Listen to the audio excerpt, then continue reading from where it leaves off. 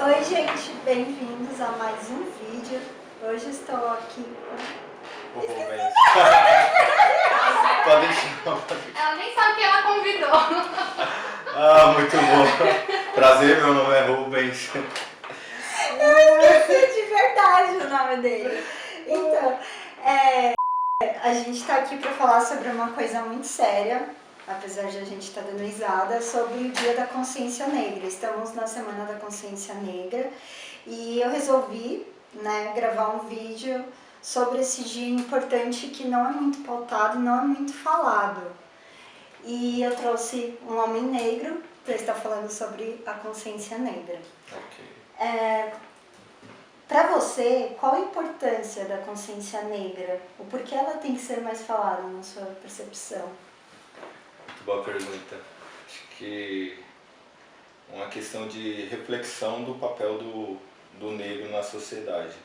Não só uma reflexão social, mas também uma reflexão introspectiva. Tipo, realmente entender quem sou eu nessa sociedade, qual é o meu papel e como ela me atinge. Então, para mim, esse é o ponto do Dia da Consciência Negra, ponto de reflexão.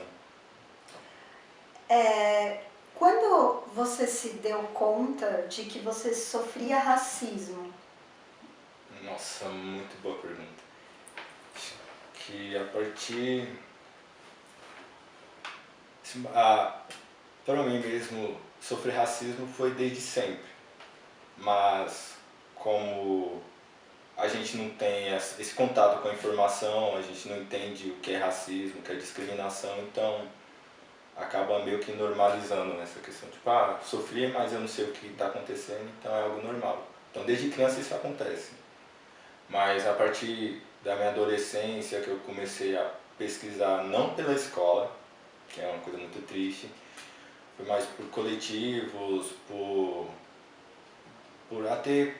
até quando eu fiz um curso de música, eles começavam a explicar, falavam, então era isso, essa é a importância da música negra na sociedade brasileira. E eu comecei a entender o que eu sofria, como eu estava inserido na sociedade. Foi a partir desse momento, por volta de uns 17, 18 anos. Minha pergunta é, nesse tempo, que você falou 17 anos, quando você se deu conta do racismo e que você sofria racismo, entendeu o que era racismo, em quais pequenas coisas, onde o racismo está? Em quais pequenas coisas? Sim, muito boa.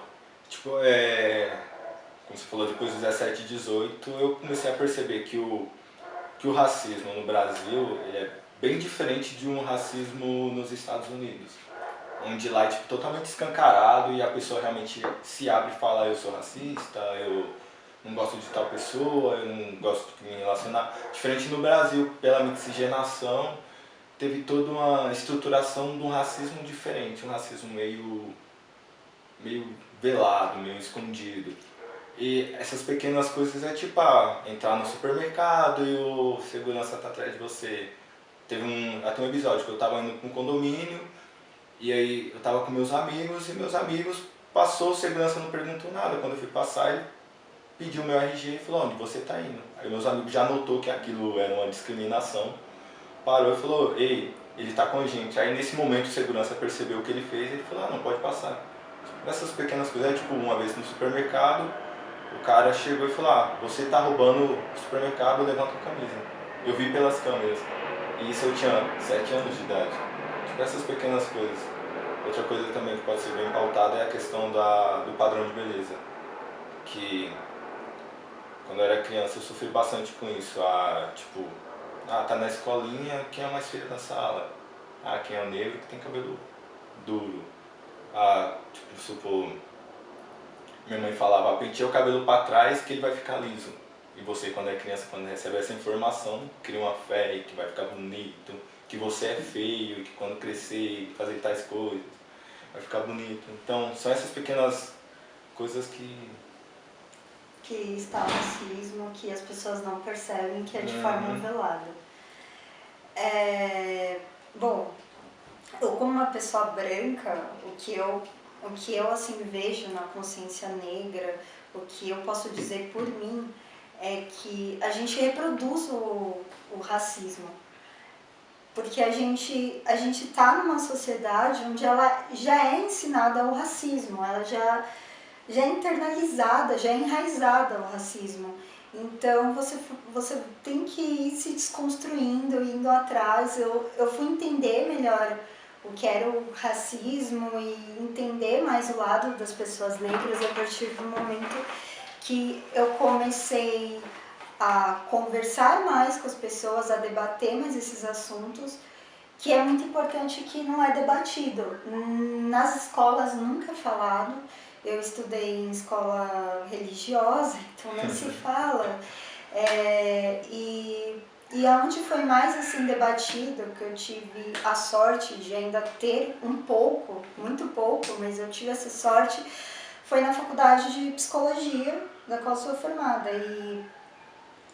E daí eu comecei a desconstruir muita coisa, e eu acho que o primeiro passo para nós, para fazer algo pelo racismo, é estar desconstruindo esses preconceitos que a gente tem e admitir que sim, nós podemos ter nossos preconceitos, podemos ser racistas sem saber que somos racistas, que a gente está produzindo um racismo do qual foi ensinado, né?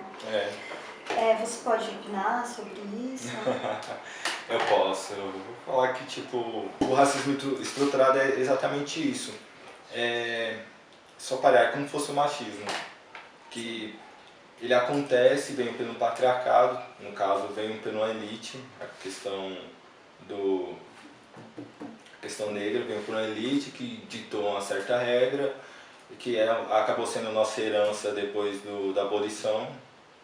Tipo, na época da escravidão, o preto era só um móvel semi-movente, como era considerado na lei. Depois disso, até a igreja também considerava como um bicho sem alma.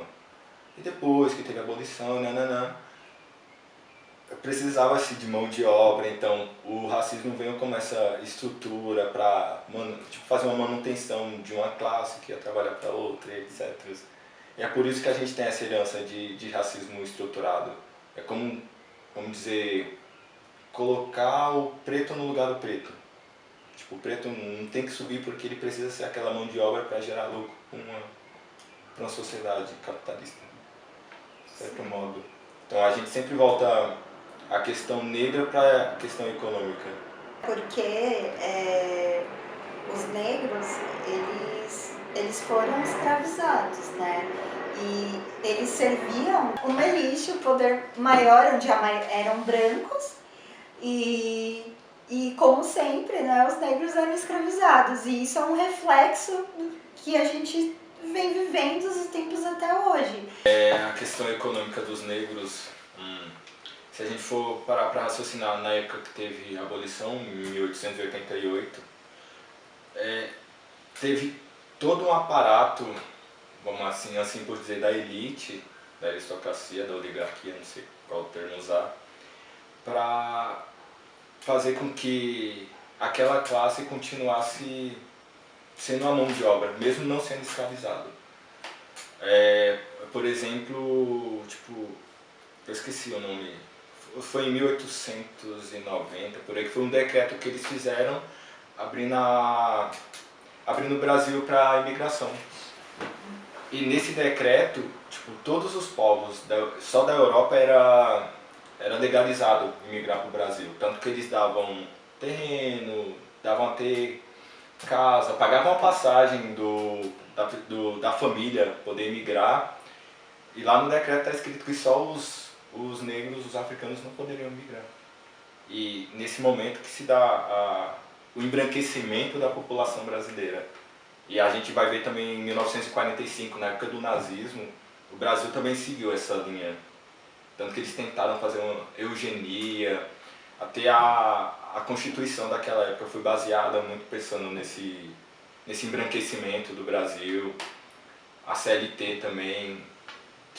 Muitas referências para falar que o Brasil realmente foi estruturado para pensar numa forma racista, em que deixasse uma classe sempre dominada por outra classe e sempre tivesse essa mão de obra barata para a economia.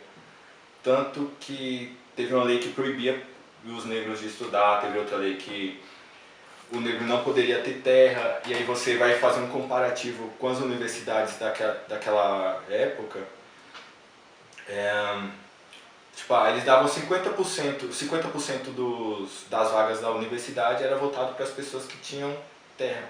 Mas se os negros não tinham terra, então eles não tinham acesso à universidade, então eles não tinham acesso à escola. O que entra muito no assunto das cotas, né? A importância, Sim, a necessidade sim. das cotas. Infelizmente, né? Essa necessidade das cotas.